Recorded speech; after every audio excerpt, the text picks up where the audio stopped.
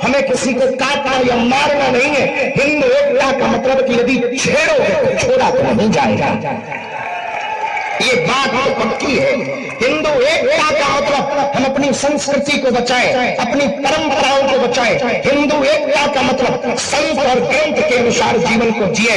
हिंदू एकता का मतलब भारत को कचवाए हिंद नहीं, भगवाए हिंद होते हुए देखेंगे।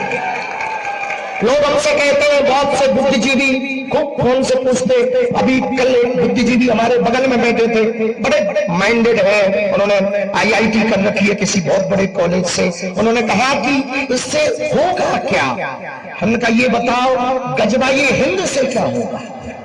तो उनको बड़ा बुरा लगा, बोले नहीं नहीं हम तो दोनों के ही पक्ष में नहीं, हम तो थोड़ा अलग माइंड के आदमी है। हमने कहा तुम अपसेट माइंड के आदमी, तुम्हारी बुद्धि खराब है, तुमको ज्ञान का कीड़ा काट रखा है, सेकुलरिज्म का कीड़ा काट रखा है। बोले हाँ मैं वही कहना चाहता हूं, मैं सेकुलर हूं। हमने कहा ठटरी के बड़े, ना तुम इधर हो ना तुम उधर हो, बीच के हो। बीच का कौन होता है समझ जाओ।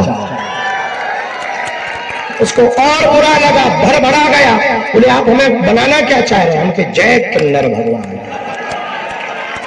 फिर तो वो इतना भड़क गया, इतना भड़का, पूरी पदयात्रा में कुछ नहीं बोला। हमने 2 बार चाय दी, चुपचाप पी ली उसने।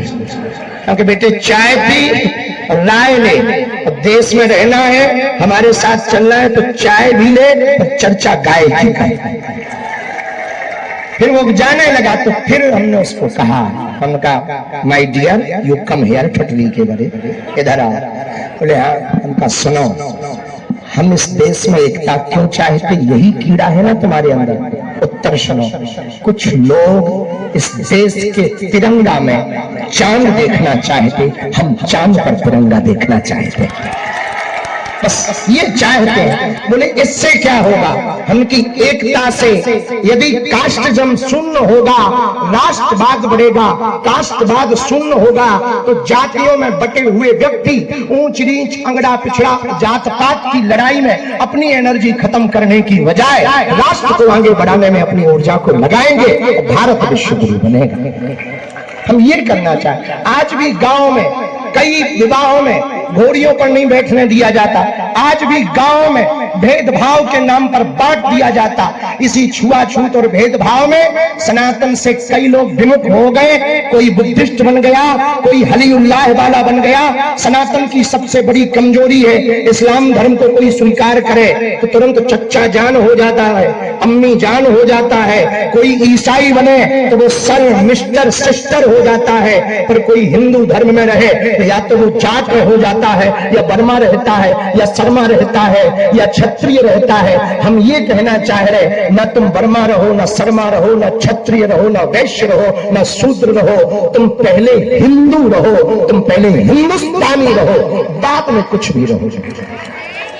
इसलिए एक बात और हम अपनी बात विराम करने के पहले कहें, वो दिन दूर नहीं जब तुम्हारे गली मोहल्ले में भी बम फूटेंगे, उनके डॉक्टर भी फोड़ते और अपन नारियल फोड़ फोड़ के मरे जा रहे हैं।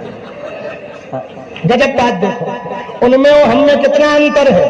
वो बम फोड़ने पर भरोसा करते, हम लोग नारियल फोड़ने पर भरोसा करते। इसलिए वो मार देते, हम लोग गिनती करते रहते, हम लोग गिनती भर करते रहते हैं। हमने स्पष्ट रूप से इस्लाम धर्म की पूरी कौम से कहा कि तुम हमारे विरोधी नहीं हो, न हम तुम्हारे विरोधी हैं।